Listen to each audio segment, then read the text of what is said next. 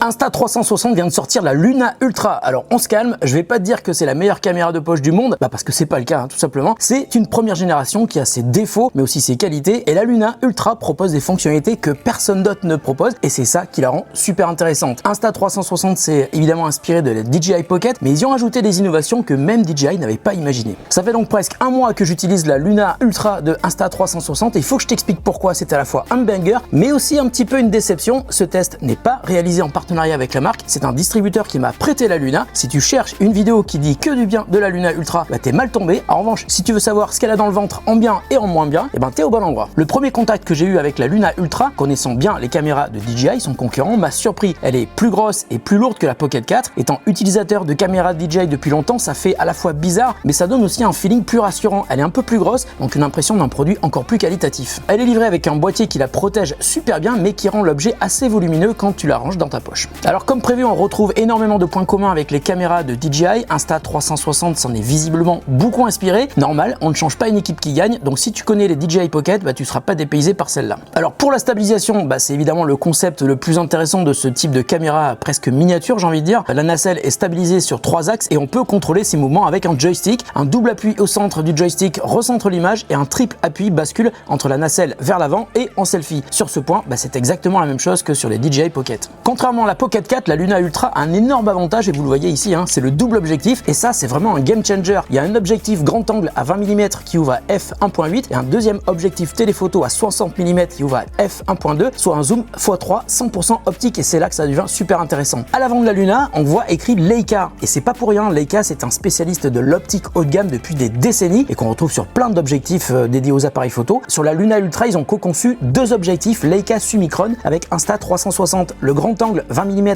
qui ouvre donc à f1.8, donc plus performant que la DJI Pocket 4 qui ouvre à f2.0, et puis le deuxième objectif téléphoto de 60 mm, lui il ouvre donc à f.2 comme je vous ai dit au début. Alors en plus de la partie optique, Leica a aussi apporté sa Color Science, donc le fait de proposer 3 profils d'image Leica auxquels Insta360 a ajouté 6 profils d'images différents, mais pour ma part j'ai toujours filmé en E-Log 10 bits pour avoir plus de possibilités à l'étalonnage. Le cadrage de prédilection sur une caméra de ce type là, c'est le grand angle, c'est parfait pour faire des vidéos super stabilisées quand on marche, quand on court, mais quand on veut filmer des objets ou des personnes un petit peu plus rapprochées, on arrive aux limites du concept parce que la profondeur de champ est ridicule quand on fait un zoom. Donc pour faire des vidéos ou des photos en portrait, c'est pas ouf. Alors ça c'était valable sur la Pocket 4, mais là on arrive sur une évolution hyper intéressante de ce format de caméra. La Luna Ultra possède donc un deuxième objectif et elle devient beaucoup plus polyvalente en termes de cadrage. En se mettant en zoom x3, qui est le zoom natif du second objectif téléphoto, on a un vrai bokeh, une belle profondeur de champ, comme on peut l'avoir sur un boîtier classique avec un objectif. Et c'est aussi ce que proposera évidemment la DJI Pocket 4P, mais pour le coup la Luna Ultra est arrivée avant entre mes mains. Donc je peux filmer en grand angle, mais je peux surtout passer en x3 optique natif et même aller jusqu'à x6 sans perte de qualité. Là on zoome dans le capteur, c'est un crop, mais attention, entre le x3 et le x6, si la qualité reste intacte, le bokeh lui ne change pas. La profondeur de champ reste celle du second objectif. Et là j'ai remplacé carrément mon boîtier Panasonic pour mes facecam. C'est ce que j'ai fait dans plusieurs vidéos que j'ai tournées ces derniers jours. On peut même aller plus loin puisque la Luna Ultra propose aussi un zoom x12, mais là on commence à avoir une image zoomée numériquement avec une légère perte de qualité. À mon avis, il faut s'arrêter au x6, c'est le bon compromis entre portée et qualité d'image. En revanche, ce que la prochaine caméra de DJI ne proposera pas, et ça c'est vraiment le truc que j'ai le plus kiffé sur la Luna Ultra, l'écran détachable. C'est hyper pratique et ça change vraiment la manière d'utiliser cette caméra, et surtout quand on est tout seul. C'est d'ailleurs un écran OLED de 2 pouces, même taille que sur la Pocket 4, et même s'il n'est pas très grand, il est ultra lisible même en extérieur. Donc si je veux me filmer de loin, je pose la Luna Ultra. Il y a un mini trépied qui est intégré dans l'un des 2 supports supplémentaires livrés dans le Creator Bundle. Bon, le mini trépied est quand même assez light, mais il ne prend pas de place puisqu'il est composé d'un genre de fil de fer métallique qui se rétracte sous l'extension branchée sur la cam. Je me pose quand même des questions sur la durée de vie de ce système. Heureusement, il y a un pas de vis au-dessous. Donc je prends la Luna Ultra, je mets sur pied, je détache l'écran et je peux aller suffisamment loin pour contrôler ma caméra depuis la télécommande et son écran. La portée officielle est de 20 mètres, mais dans les conditions de test que j'ai faites depuis quelques semaines, j'ai pu aller bien au-delà en espace libre sans perdre le signal. Alors sur l'écran détachable, on garde exactement les mêmes boutons que quand il était installé sur la caméra. C'est normal, ce sont les mêmes. Et le truc qui est vachement cool, c'est qu'ils ont intégré un micro à l'intérieur de l'écran détachable. Ça veut dire que tu es totalement autonome et t'as pas besoin d'un micro sans fil ou d'un micro cravate. Tout est intégré dans la télécommande que tu tiens. En revanche, faut faire gaffe à un truc. Si tu tiens la télécommande à la main, n'appuie pas involontairement sur les boutons, sinon tu vas foutre le bordel. Mais le truc encore plus cool, c'est que cet écran détachable, ça te libère aussi de ton smartphone, parce que là où le smartphone est obligatoire pour contrôler la Pocket 4 à distance, avec la Luna Ultra, tu peux aussi contrôler avec l'application Insta360, mais avec l'écran détachable, t'en as clairement pas besoin. Dès que tu détaches l'écran, il y a environ 2 secondes de délai avant que l'écran fasse la connexion en sans fil avec la cam, et puis surtout, il n'y a rien à configurer, ça ça marche tout simplement. Ensuite, il y a un autre aspect qui m'a beaucoup plu et qui concerne le tracking. Il est évidemment dispo sur la Luna Ultra et ils ont intégré une option géniale qui s'inspire aussi de ce que fait DJI sur la Pocket 4, le fait de pouvoir placer le personnage que l'on traque où on veut dans l'image. Ça permet en quelque sorte de respecter la règle des tiers et de ne pas forcément mettre la personne suivie au centre, avec souvent la tête pile au milieu, c'est hyper moche, mais plutôt d'avoir la possibilité de la placer à gauche ou à droite, voire même un peu plus en haut ou un peu plus en bas de l'image. Et pour le coup, bravo Insta360 d'avoir intégré ça. Alors en termes d'autonomie, c'est simple, j'ai jamais réussi à vider les deux batteries. Ouais, il y en a deux, parce qu'il y en a une dans la caméra et une dans la télécommande. On peut compter environ 4 heures de tournage en continu. En revanche, la batterie de la télécommande se videra évidemment plus rapidement que celle intégrée dans la caméra, parce qu'elle est beaucoup plus petite, et tu peux contrôler le niveau de chacune d'entre elles sur le petit écran de la Insta360 Luna Ultra. Je te conseille quand même d'utiliser la batterie supplémentaire qui est intégrée dans le pack créateur, et là franchement tu auras du mal à tomber en panne. Bon alors maintenant, un autre point crucial sur ce genre de caméra, c'est ce qu'on peut attendre en termes de qualité d'image. Et là c'est hyper satisfaisant. Alors on a le choix, on peut filmer en mode tout automatique, ou alors en mode Dolby Vision carrément, ou même en mode E-Log 10 bits. On pourra ensuite étalonner avec des luttes dans notre logiciel de montage. Alors la Luna Ultra filme en 4K mais aussi en 8K, mais attention, taille du capteur oblige, en 8K on ne pourra pas aller au-delà d'un zoom x2 et à plus de 30 images par seconde. En revanche, en 4K on peut aller jusqu'à 120 images par seconde, ça donne la possibilité de faire de très belles vidéos au ralenti.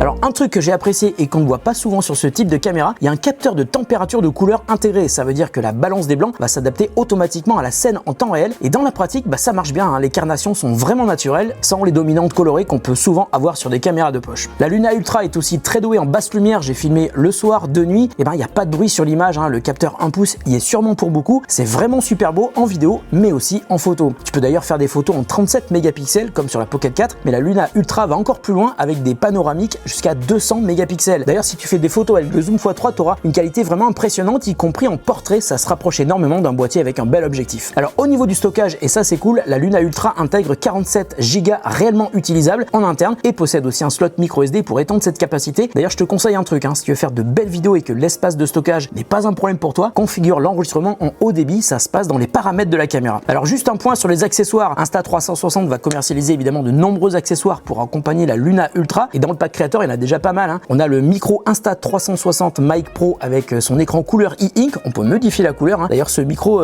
mériterait une vidéo à lui tout seul. On en reparlera sans doute très bientôt. On trouve aussi une poignée avec la batterie et le mini trépied en fil de fer dessous, avec aussi un pas de vis. Et puis il y a aussi une autre poignée avec mini trépied mais sans batterie, toujours avec un pas de vis. Et puis il y a une belle coque de protection qui est rigide. À l'intérieur, on trouve un complément optique ultra grand angle qui donne un champ de vision encore plus large pour l'optique grand angle. Très intéressant. En revanche, ça n'a évidemment aucun impact sur l'objectif x3. Alors la Luna Ultra est bourrée de bonnes idées, mais il y a quand même pas mal de trucs qui m'ont un petit peu déçu, on va dire, tout en sachant que ça peut évoluer par le biais d'une mise à jour logicielle. En tout cas, les utilisateurs de la Luna Ultra devraient faire pas mal de retours à Insta360. J'attends donc avec impatience une prochaine mise à jour, peut-être pour corriger tous les petits problèmes. Ensuite, il y a les boutons de raccourci. Alors, il n'y a pas énormément de choix de raccourcis possibles pour le simple et le double clic. Et par exemple, ils auraient pu prévoir un raccourci pour switcher entre vertical et horizontal, mais ils l'ont pas fait. Ensuite, quand on démarre la caméra et qu'on l'a pas utilisée depuis un moment, elle fait un boot complet. Il faut compter environ 5 à 6 secondes avant qu'elle soit réellement utilisable. Mais si tu l'allumes une première fois et que tu l'éteins, le deuxième démarrage sera quasiment instantané. C'est un petit peu comme si elle se mettait en veille prolongée, et pour une utilisation instantanée, la réactivité c'est important, et je trouve que c'est assez décevant. Il y aura sûrement une mise à jour pour corriger ça, parce que pour l'instant c'est loin d'être aussi réactif que la Pocket 4. Alors tous ces points négatifs ne seront peut-être plus d'actualité dans quelques semaines, voire dans quelques mois, puisque j'ai eu la Luna Ultra bien avant sa sortie. Le logiciel va sûrement être mis à jour, mais pour l'instant